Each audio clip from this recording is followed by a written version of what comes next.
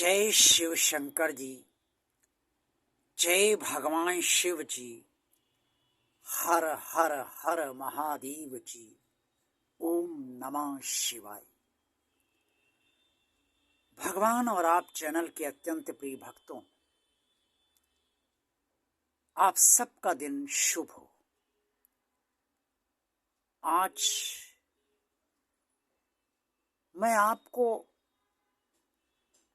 एक कहानी सुनाने जा रहा हूं। ये कहानी उन दो धनाढ्य सेठों की है जो किसी समय में धन की दृष्टि से काफी धनाढ्य थे, लेकिन दोनों सेठ में एक सेठ अधिक धनाढ्य थे और दूसरे सेठ तुलनात्मक दृष्टि से पहले सेठ से कुछ कम धनाढ्य थे, लेकिन धनाढ्य दोनों ही थे। दोनों धार्मिक भी बहुत थे, पूजा पाठ बहुत करते थे और उनके भाग्य की दृष्टि से और भगवान के आशीर्वाद से उन दोनों का व्यापार भी बहुत अच्छा चल रहा था। दोनों सेठों का एक नियम था कि सायंकाल को भोजन करने से पूर्व वो अपने पहले यानी कि स्वयं के भोजन करने से पहले वो किसी अन्य को भोजन कराते थे। पहला सेठ सुयोग्य ब्राह्मण को ही भोजन कराता था और जब ब्राह्मण भोजन कर लेता था तब पहला सेठ उसके बाद भोजन करता था और दूसरा सेठ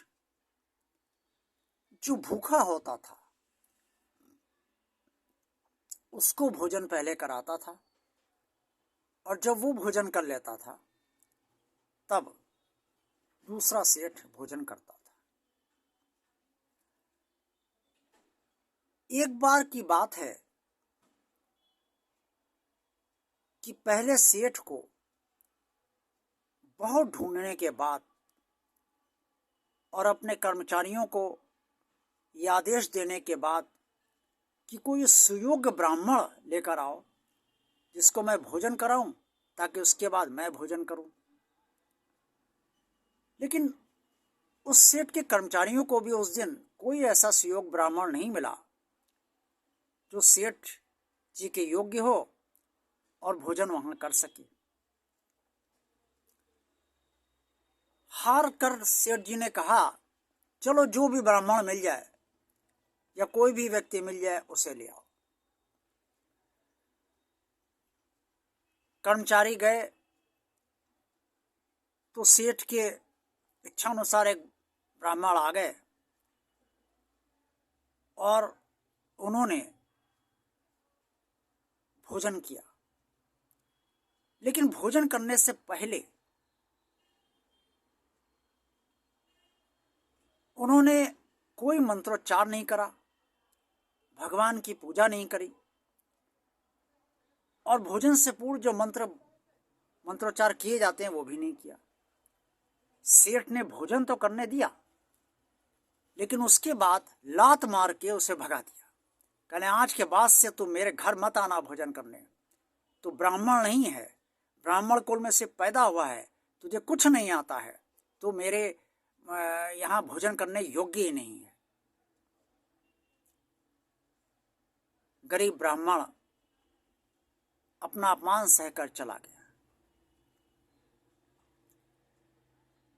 दूसरे सेठ का कोई ऐसा नियम ही नहीं था, वो तो रोज जो भूखा मिलता था उसे भोजन करा देता था, उसके बाद वो खुद भोजन कर लेता था। समय बीतता गया और कुछ वर्ष बाद पहले सेठ के व्यापार की स्थितियां तेजी से बिगड़ने लगी। इतनी तेजी से बिगड़ने लगी कि सेठ परेशान रहने लगा कि कारोबार क्यों घटता जा रहा है। वो समझ नहीं पाया। उसने अनेक ब्राह्मणों की मदद ली, ब्राह्मण भी कोई उपाय नहीं बता पाए, और जो उपाय बताए भी वो सफल नहीं हुए। सेठ परेशान होता गया और उसका कारोबार घटता चला गया। सेठ के ऊपर कर्जा चढ़ने लगा और धीरे धीरे इतना कर्ज हो गया कि सेठ कर्ज में डूब गया। सेठ बहुत परेशान रहने लगा। एक दिन उसके पास खाने के लिए भी पैसे नहीं थे।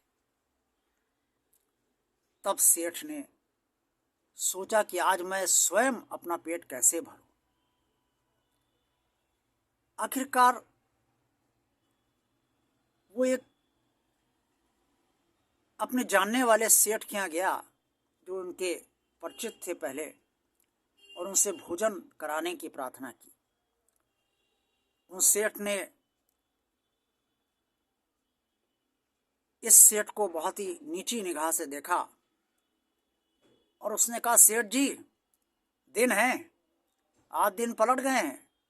पहले बहुत अहंकारी थे तुम, बहुत घमंड था, पैसे का तुम्हें बहुत अहंकार था। चलो बैठो, करो भोजन। ये कहकर उन्होंने अपने नौकर से कहा, इसको भोजन कराओ। सेठ को अपमान महसूस हुआ, लेकिन विवश था सेठ। पेट में आग लगी थी भोजन करने की, उसे बुझाना जरूरी था। इसलिए सेठ ने वहां भोजन अपमान सहकर भी कर लिया। जाते समय उस सेठ ने, जिसने भोजन कराया था, उस सेठ को और अपमानित किया और कहा, जाओ, आज तो करा दिया, अब दोबारा मेरे यहाँ भोजन करने मत आना। सेठ ये सुनने के बाद आंखों में आंसू भरे हुए वहां से अपने घर लौट गया।